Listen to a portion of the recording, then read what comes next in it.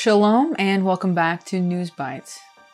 This week's newsletter is called Condemned to Desolation. It's on Luke 21, 1-24. This newsletter, by the way, was the last newsletter of the year. From Eliyahu, Shalom friends. As we are about to leave one Hebrew year behind to enter into another, we are once again reminded of the cyclical nature of time as Yahweh made it for his people. Time is a wheel that just keeps rolling forward, and it's going somewhere. A few more turns and it will take us to Messiah's kingdom, because it was set into motion according to the divine plan, and it will accomplish that for which it has been sent. As we look back to take a look at this year, before we move out of it forever, we can take satisfaction in good things accomplished for his kingdom. You, me, all of us whose hearts are his, live for serving him in his kingdom. We are about that, and we are part of the plan, and so, as the wheel moves forward towards his kingdom, we not only move with it, but we enthusiastically lend our minds, our bodies, and our life's energy to its momentum and purpose. For us, that service is life itself. There's nothing else worth giving one's life to. So what have we accomplished over this last year? Of course, we all have our own personal answers to that question. There are so few turns of the wheel allotted to each lifetime, so let us all do our best to make them count for something worthwhile. Personal growth in our inner man is a primary consideration. You're a better person than you were a year ago. How are you better? Yahweh has been molding you, perfecting virtue within you, making you more fit for his service. No doubt he has been doing that in your life over this year, in ways that you can clearly discern if you think about it, and in ways only he knows. Either way, this perfecting of your character has been a very big thing he has been doing in your life. You are his special treasure, and he's always investing so much of himself into you. Multiply that sizable investment by every person who belongs to him, and you see the kingdom being built up around the world before your very eyes. It's being built upon the sure and immovable foundation stone of the Son of Elohim by the greatest power in all the universe, the unstoppable power of the love of our Father's heart. Have no fear, little flock, for our Father has delighted to give you the kingdom. Tonight's verses in Luke 21 remind us of the other side of that story, the darker side. While we don't want to dwell on that, we must know about it, because being aware of the negative outcomes helps us to make better choices. There are lessons here that keep us rolling forward towards the kingdom instead of tragically going off course to experience a catastrophic demise. That's what happened to ancient Jerusalem, twice. Each time totally desolated on exactly the same day of the year. One of those destructions was upon the first century Jerusalem by the Romans. This was 7 centuries after Jerusalem had been destroyed by the Babylonians. Our news article below provides scientific confirmation of that earlier destruction. Clearly, these two destructions of Jerusalem were no accident. They were both the outcome and the divine punishment on some very bad choices made by people who were blind to the very catastrophe they themselves were bringing about. Among other false assumptions, they made the tragic mistake of thinking their status as Yah's people would ensure that nothing bad could happen to them. No, that's not how it works. Choices matter.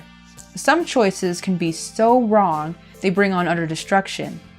If it could happen to the holy city, twice, it can happen to our modern civilization today. Time is a wheel, and if you are rolling with the Babylonians and Romans the way this world is, it can and will happen to our modern society as well.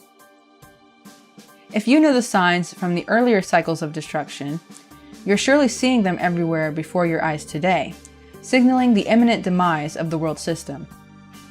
The good news here is it's up to each of us to make sure it doesn't happen to us by making different and better choices.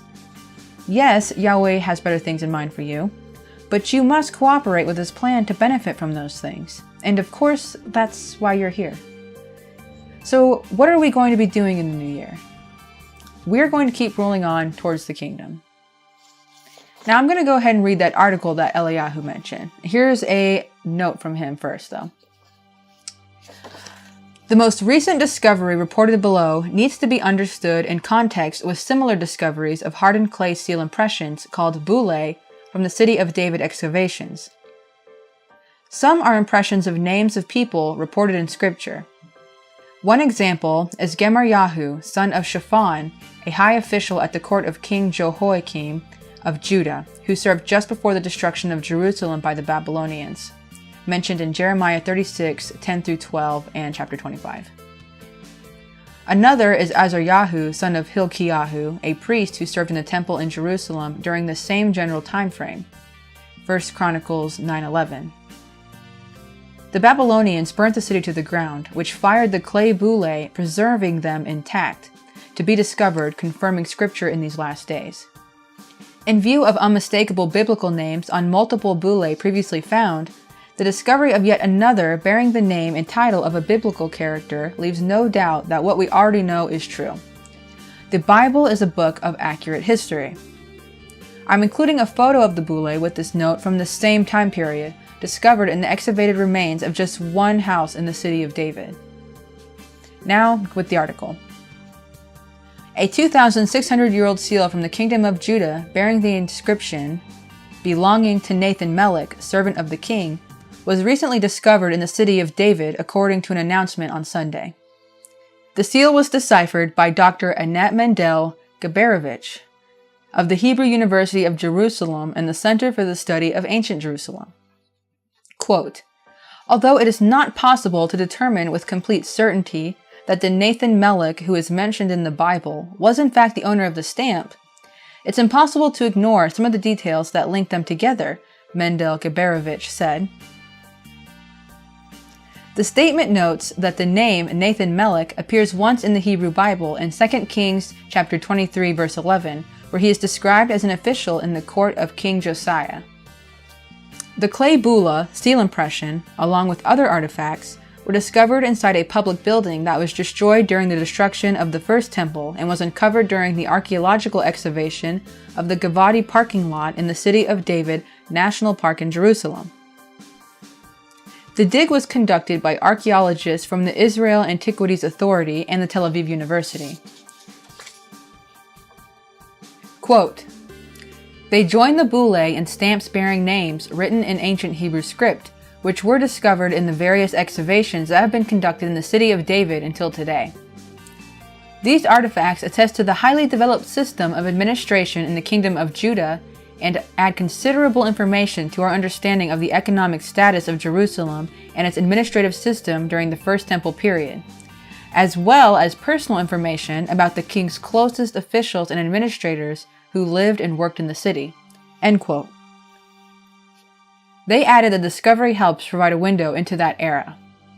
Quote, "The discovery of a public building such as this on the western slope of the city of David provides a lot of information about the city's structure during this period and the size of its administrative area." They said, "The destruction of this building and the fire, apparently during the Babylonian conquest of the city in 586 BCE, strengthens our understanding of the intensity of the destruction in the city." A second artifact was also located during the dig. A stamped seal was also uncovered, made of bluish agate stone engraved with the name, "Belonging to Ikar, son of Mattanyahu," according to the release. Both artifacts will be presented in the Israel Exploration Journal, the archaeological journal published by the Israeli Exploration Society. So basically, these were preserved during the first destruction of the temple because of the intense fire. Which is interesting because in the video too, the second destruction was so intense that it melted the gold that decorated the temple.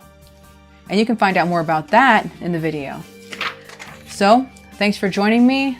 Like this video and subscribe, leave your thoughts below, and you can watch the video over here. Thank you.